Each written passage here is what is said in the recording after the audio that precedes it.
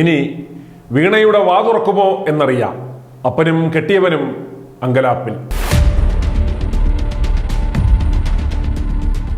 ആ PV ഞാനല്ല, കരിമണൽ കർത്ത എന്ന് പറഞ്ഞാൽ എങ്ങനെയിരിക്കും എന്നൊക്കെ പറഞ്ഞ് നടന്ന പിണറായിയും അത് കർത്ത വീണയ്ക്ക് കൊടുത്ത സേവനത്തിന്റെ പൈസയാണ് എന്ന് പറഞ്ഞ അപ്പം ഗോവിന്ദനും ഭാര്യയ്ക്ക് കിട്ടിയ കാശ് എന്ത് പണി ചെയ്തിട്ടാണ് എന്ന് ചോദിക്കുമ്പോൾ തർക്കുത്തരം പറഞ്ഞിരുന്ന മരുമകനും ഇതെല്ലാം കേട്ടിട്ടും വാതുറക്കാതിരുന്ന വീണ വിജയനും ഇനി വാതുറക്കും.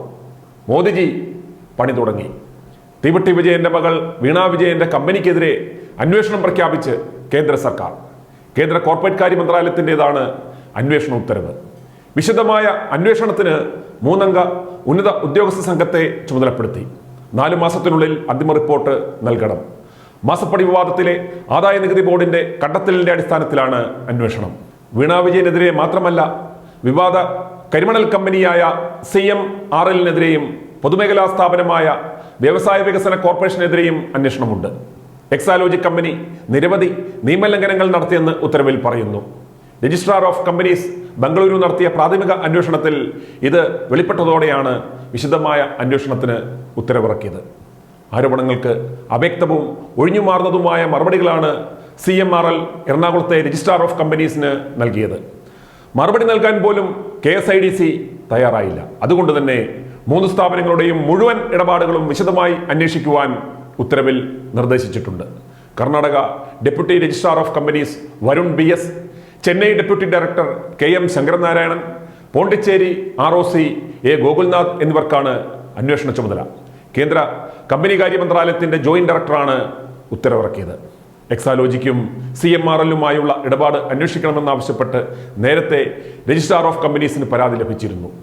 കമ്പനി ആക്ട് 2003-ലെ 2010.1C സെക്ഷൻ പ്രകാരമാണ് അന്വേഷണം നടത്തുന്നത്. മുഖ്യമന്ത്രിയുമായുള്ള ബന്ധത്തിന്റെ പേരിൽ എക്സാലോജിക്കിന് CMRL 1.72 കോടി രൂപ അനധികൃതമായി നൽകിയെന്ന് നേരത്തെ ആദായ നികുതി ഇന്ററിം സെറ്റിൽമെന്റ് ബോർഡ് കണ്ടെത്തിയിരുന്നു. ചെയ്യാത്ത സേവനത്തിനാണ് എക്സാലോജിക് ഈ പണം കൈപ്പറ്റിയതെന്നായിരുന്നു കണ്ടെത്തൽ. എന്നാൽ നൽകിയ സേവനത്തിനാണ് തുക കൈപ്പറ്റിയതെന്നായിരുന്നു മുഖ്യമന്ത്രിയും CPM-ഉം വാദിച്ചത്. എന്നാൽ എന്ത് സേവനമാണ് ഈ ഷെൽ കമ്പനി നൽകിയത് എന്ന് അവർക്ക് വിശദീകരിക്കുവാൻ കഴിഞ്ഞില്ല. ആദായ നികുതി ഇന്ററിം സെറ്റിൽമെന്റ് ബോർഡ് കണ്ടെത്തലിന് പിന്നാലെയാണ് കോർപ്പറേറ്റ് അഫയേഴ്സ് മന്ത്രാലയത്തിന്റെ നേരിട്ടുള്ള ഈ അന്വേഷണം. ഈ അന്വേഷണത്തിൽ ഗുരുതരമായ ക്രമക്കേടുകൾ കണ്ടെത്തിയാൽ സീരിയസ് ഫ്രോഡ് ഇൻവെസ്റ്റിഗേഷൻ ഓഫീസ് അന്വേഷണം ഏറ്റെടുക്കും. ചുരുക്കം പറഞ്ഞാൽ അടപടലം പെട്ടു എന്ന് പറഞ്ഞാൽ മതി. കള്ളപ്പണവും കോഴപ്പണവും വെളുപ്പിക്കുവാൻ മാത്രമാണ് എക്സാലോജിക് എന്ന ഷെൽ കമ്പനി മകൾ വീണ വിജയന്റെ പേരിൽ ബംഗളൂരു ആസ്ഥാനമാക്കി തുടങ്ങിയത്. പേരിന് ഏതാനും സ്റ്റാഫിനെ വെച്ച് പ്രവർത്തിച്ചിരുന്ന ഈ സ്ഥാപനത്തിന് IT റിലേറ്റഡ് ആയ യാതൊരു സൊല്യൂഷൻസും കൊടുക്കുവാനുള്ള കോമ്പിറ്റൻസിയോ മാൻ പവറോ ഉണ്ടായിരുന്നില്ല. ഈ അന്വേഷണ ഉത്തരവ് മാത്യു കുഴൽനാടൻ MLA-യുടെയും കൂടി വിജയമാണ്. അദ്ദേഹമാണ് ഈ കേസ് ഒറ്റയാൾ പട്ടാളമായി ഇതുവരെ ഈ കേസ് ലൈവാക്കി നിർത്തിയത്. സ്വന്തം പാർട്ടിയുടെ ഭാഗത്തു നിന്ന് പോലും ഈ വിഷയത്തിൽ അദ്ദേഹത്തിന് കാര്യമായ ഒരു പിന്തുണ കിട്ടിയിരുന്നില്ല.